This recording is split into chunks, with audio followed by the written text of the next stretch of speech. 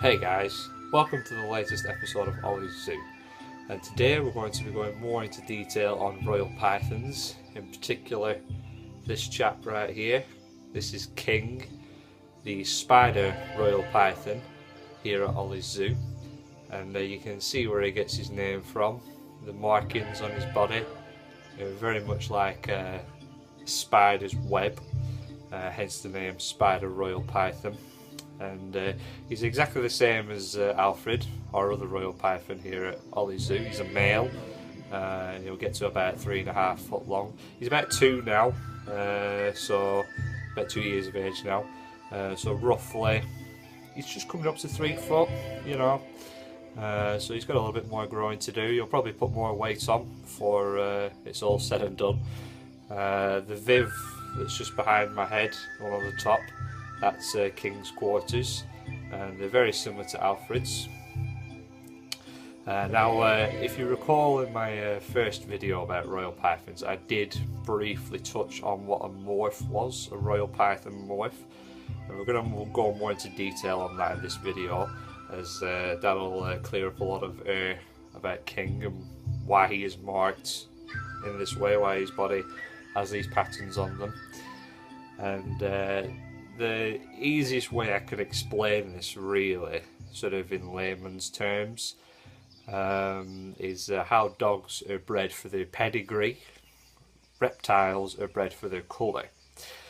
Now when you look at dogs that we have today, there's, you know, hundreds, maybe thousands of different breeds of dogs, and they all derive from the wolf. So 10,000 years ago, when man first domesticated the dog, it was originally a wolf, and of course, you know, as society has developed, the use of dogs has evolved as well and changed for different reasons, and as a result we have, you know, all these different breeds of dogs like Labradors, Poodles, Alsatians, Springer Spaniels, you know, that type of thing.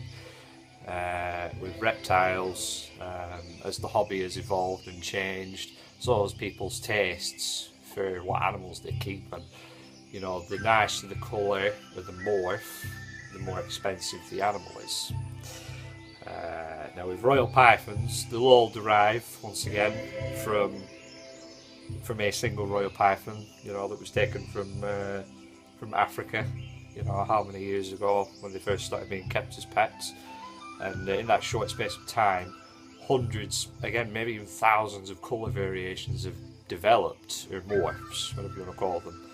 And of course one of them is the spider morph, spider markings, again, as you can see on his body. That's one of the more popular morphs that's emerged in the last few years. Now unfortunately there is a side effect to this. There's a slight trade-off with the spider morph. With dogs, as I was saying, they're bred for their pedigree.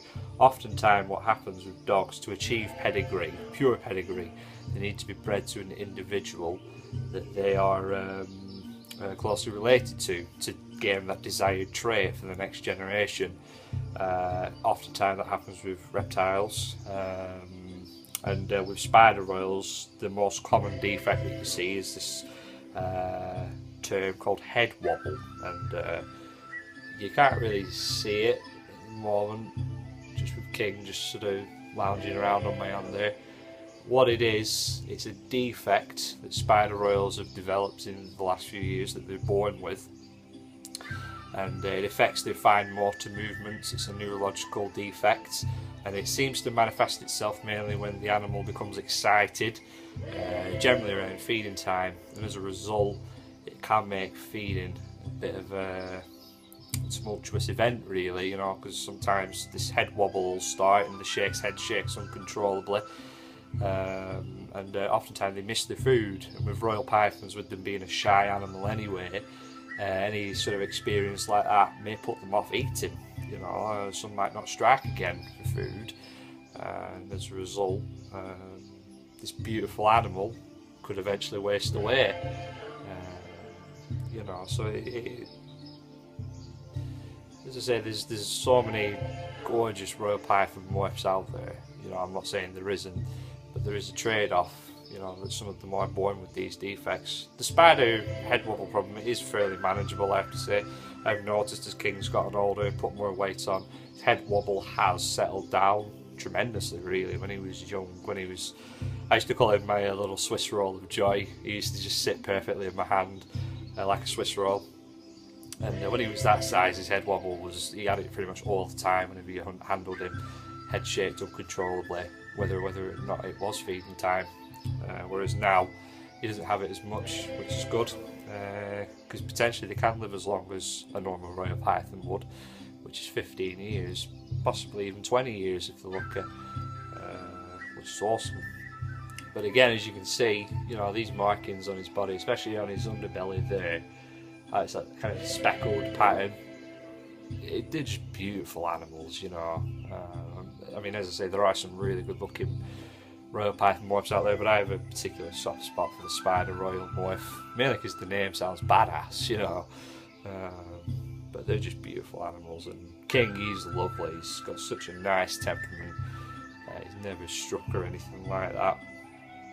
So yeah, I think we'll leave it at there today, guys. I'm really appreciating the support on all these videos. Again, the views are going up, subscriptions are going up, which is awesome. I really appreciate the support for allowing me to carry on doing these videos. Just keep it up, guys. You know, keep sharing these videos with your friends, and I'll keep making them. That's the drill. So I'll see you on the next video, guys. So take it easy. Bye.